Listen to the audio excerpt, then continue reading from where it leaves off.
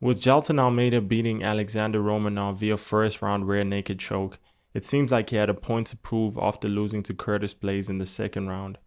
Leading up to the fight, a lot of people, or at least me, thought that Jailton was going to be able to dominate most of his opponents until he faced a competent grappler, and that's exactly what happened. For those of you who don't know, Curtis Blaydes is a D1 wrestler and his record is pretty good, hence him being able to defend the takedowns of Jailton Almeida, or at least not allow Jailton to have his way with him.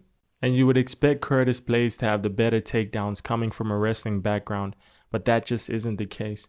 Unfortunately, his wrestling didn't translate well into the UFC, or at least as well as we thought it would, and he's oftentimes at the end of brutal knockout losses to guys like Sergey Pavlovich and Derek Lewis. It's because Curtis Blaydes can't really get takedowns as efficiently as Jailton Almeida would. He tried to take down Derek Lewis and ended up getting knocked out. Now, of course, you could blame it on the fact that he did a blind takedown and Derek Lewis read that and uppercutted him whilst he was getting taken down, hence the knockout.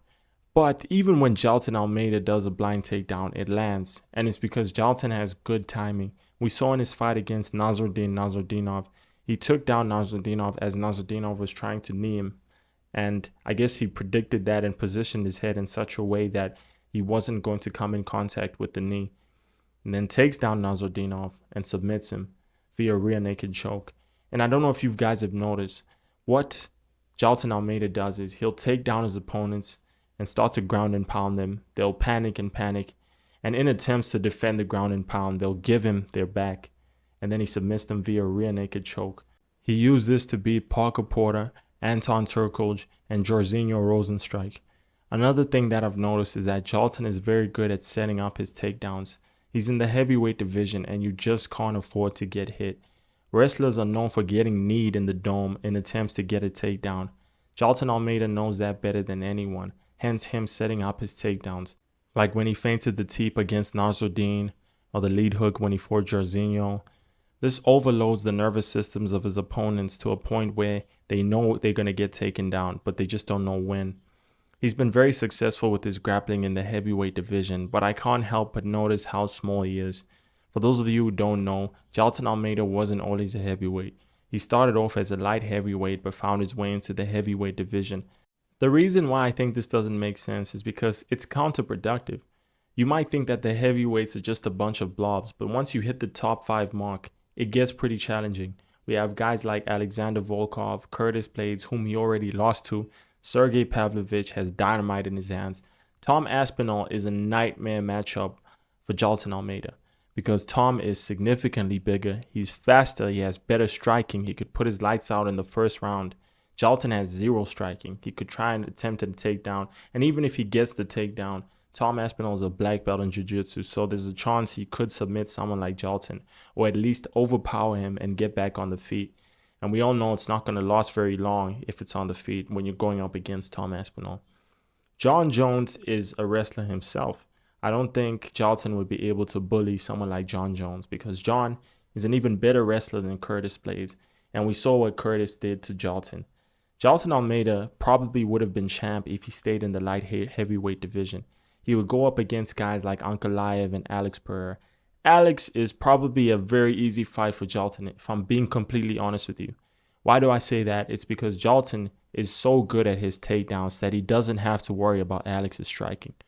Alex is arguably the greatest striker the UFC's ever seen, but his grappling is zero, guys, if we're being honest with ourselves. He's had favorable matchups up till this point in his career, and now he's going to face Magomed Ankalaev. Believe it or not, I think Alex beats Magomed. Why? Because people push this narrative that Magomed is a grappler, when in reality, he's a kickboxer who's able to grapple. Most of his fights is striking. We saw in his last fight against Alexander Rakic, it was on the feet. Now, you might argue that he didn't feel the need to take Alexander down because he was already winning on the feet. But guys, come on. Magomed is not a grappler. He's a striker who can grapple. Jailton Almeida is a better grappler than Magomed Ankalaev. And if he were to fight Alex Pereira, there's a chance it would end in the first round. And he would make a lot of Alex Pereira fans cry. But I believe Jailton has good coaches, so maybe they're the ones who advise them to go to the heavyweight division. I mean, if we're being honest, the bottom 10 and the top 15 of the heavyweight division are probably easier fights than the bottom 10 and the top 15 of the light heavyweight division. Maybe that's the reason Charlton moved up. And him being a grappler, it's a lot easier for him to find success even against bigger guys. But how big can they get before he starts losing fights? And we've already seen him lose a fight against Curtis. The thing about Charlton, right, is he could be better than some of these guys on paper. But when the weight difference is more than 30 pounds or 40 pounds, it's going to start to play a role, especially in the heavyweight division. In other weight classes, the weight differences are normally not that big, even though some fighters cut weight and others don't. But in the heavyweight, there's a heavyweight max and a heavyweight minimum. If I'm correct, the heavyweight minimum is probably 205 and the max is 265. So technically, there can be a weight difference of 60 pounds. But most of the heavyweights are pretty big guys, so they normally weigh around between 240 and 265. Someone like Jailton Almeida probably weighs 230. And that's just not big. But hey, I would love to see how his career is going to go, and I wish him the best. Let me know what you guys think in the comments.